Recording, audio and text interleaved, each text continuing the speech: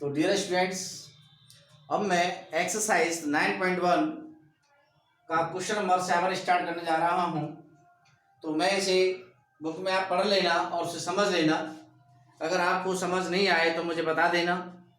मैं इस क्वेश्चन को केवल एक्सप्लेन कर रहा हूं। इस क्वेश्चन में यह है बेटा कि कोई बिल्डिंग है 20 मीटर हाइट की और उस बिल्डिंग के ऊपर एक ट्रांसमिशन टावर रखा गया है। तो हमें ये बताना है कि इस ट्रांसमीटर टावर की जो हाइट है वो क्या है,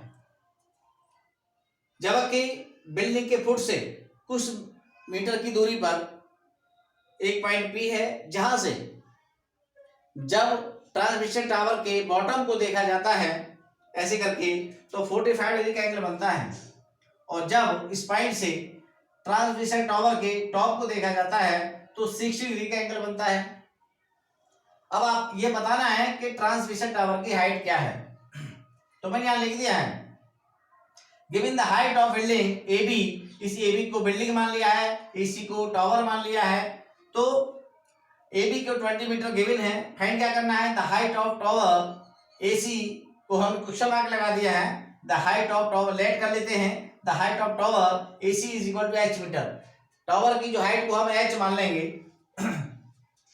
आपको क्वेश्चन नंबर 1 से 5 तक केवल सिंगल ट्रायंगल से हमने क्वेश्चन सॉल्व करने सिखाया था, लेकिन इन क्वेश्चनों में दो राइट ट्रायंगल मिलते हैं। आपको वो दोनों राइट ट्रायंगल ढूंढने होंगे। जैसे आपको दोनों राइट ट्रायंगल मिल जाए तो क्वेश्चन नंबर 1 से 5 तक कई तरह के क्वेश्चन होंगे।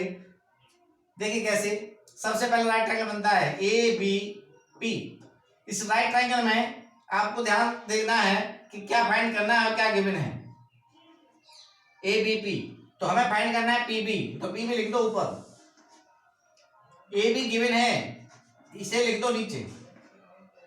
ये होता है बेस, क्योंकि ये गिवन एंगल के ठीक सामने की साइड है ए बी। तो यहाँ पर ये पर बेस हो गया, सॉरी परपेंडिकुलर हो गया, ये बेस हो गया। तो बेस अपन परपेंडिकुलर कॉर्ड होता है, तो हम यहाँ कॉर्ड लिख दें। एंगल गिवन है 45 इस ट्रायंगल के लिए। तो पी बी की वैल्यू है x अपॉन 20 और कॉर्ड 45 की वैल्यू 1 होती है।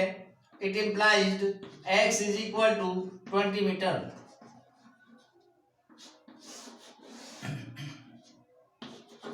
इसे आप इक्वेशन नंबर 1 मान सकते हैं। और दूसरा राइट ट्रायंगल ढूंढ लीजिए कौन सा है।